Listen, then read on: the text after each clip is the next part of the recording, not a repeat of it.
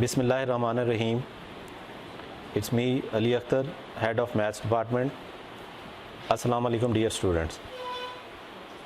Dear students, last time हमने exercise start की थी 3.3 और उसका क्वेश्चन 1 और 2 डिस्कस किया था।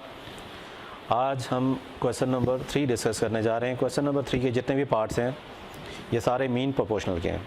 अब तक हमने थर्ड प्रोपोर्शनल और फोर्थ प्रोपोर्शनल पढ़ा है। अब ये है मीन प्रोपोर्शनल का क्वेश्चन।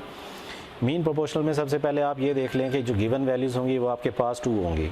यहाँ पर देखें 2 वैल्यूज़ आपको गिवन है 20 और 45। तो सबसे पहले आपने क्या करना है, सबसे पहले लेट करना है x B the mean proportional.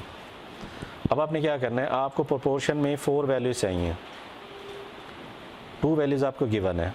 आपने क्या करना है, जो लेट किया हुआ था आपने मिड में उसको रिपीट कर देना है 20 रेशो x रेशो 45। तो x को ही दरमियान में आपने मीन के अंदर उसी को रिपीट कर देना है। इसके बाद क्या किया है कि इसको आपने लिखना है फ्रैक्शन में।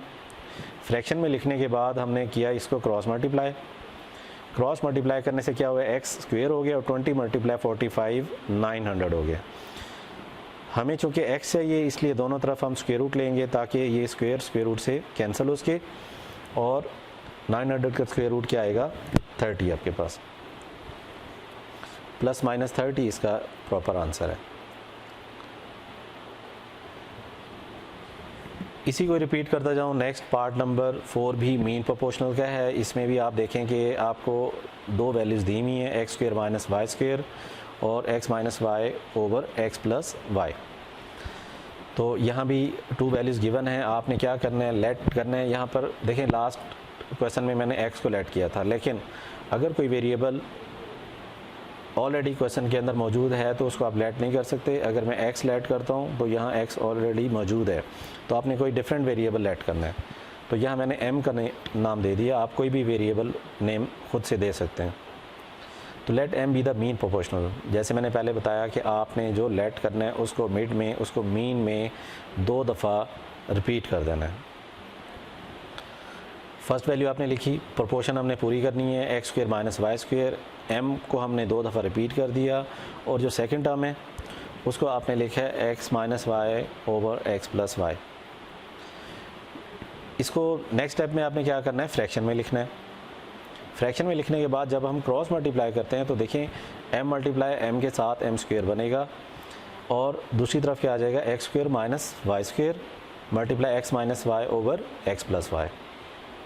नेक्स्ट स्टेप में देखें क्या हो रहा है, x square minus Y square पर फार्मूला अप्लाई हो रहा है, x प्लस वाई और x माइनस वाई। यहाँ देखिए 2 वैल्यूज़ कैंसिल हो रही हैं, x प्लस वाई दोनों कैंसिल हो रहे हैं और आपके पास बच रहे हैं 2 वैल्यूज़ x माइनस वाई और x माइनस वाई। ये दोनों मल्टीप्लाई होकर स्क्वायर बन जाएगा। ज़ाहिर है हमने देखें नेक्स्ट स्टेप में हमें m चाहिए, स्क्वायर हमने कैंसिल करना है। तो आपने स्क्वायर को स्क्वायर रूट से कैंसिल करके plus minus x minus y इसका प्रॉपर आंसर आएगा। तो ये था मीन प्रोपोर्शनल फाइंड करने का मेथड।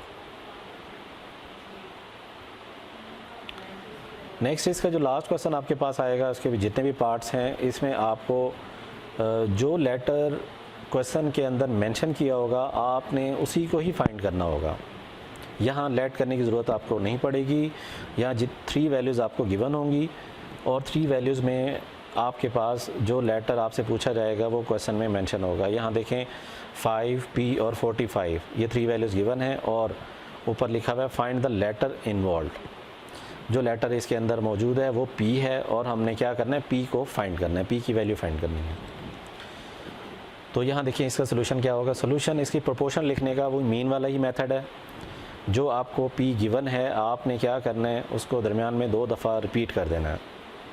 जो भी लेटर आपको इसके बिटवीन दिया हुआ होगा आपने उसको रिपीट करके लिखना है। 5 ratio p proportion p ratio 45। उसके बाद आपने इसको लिखना है फ्रैक्शन में।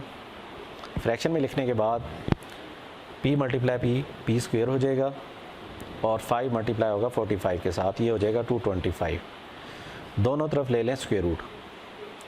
स्क्वायर रूट लेने से स्क्वायर रूट से कैंसिल होगा। 225 का स्क्वायर रूट प्लस माइनस 15 आता है।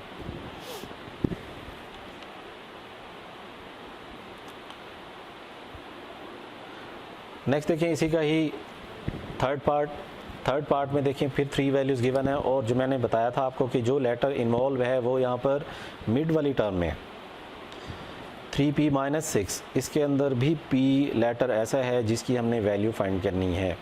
यहाँ जो गिवन वैल्यूज़ हैं वो उसी तरह से 3 वैल्यूज़ गिवन हैं। आपने क्या करना है, फर्स्ट वैल्यू लिखनी है 12, नेक्स्ट वैल्यू क्या लिखी हुई है 3p-6, और मैंने बताया था जैसे कि जो लेटर इन्वॉल्व होगा, जो टर्म मिड में इन्वॉल्व होगी, आपने उसी को ही 2 दफ़ा रिपीट करके लिखना है। 3p-6 लिखा प्रोपोर्शन, फिर दोबारा से इसको रिपीट करना है 3p-6 को, और जो थर्ड टर्म थी 27 उसको आपने एज इट इज़ लास्ट में लिखना है। नेक्स्ट स्टेप में आपको पता है कि आपने इसको लिखना है फ्रैक्शन में।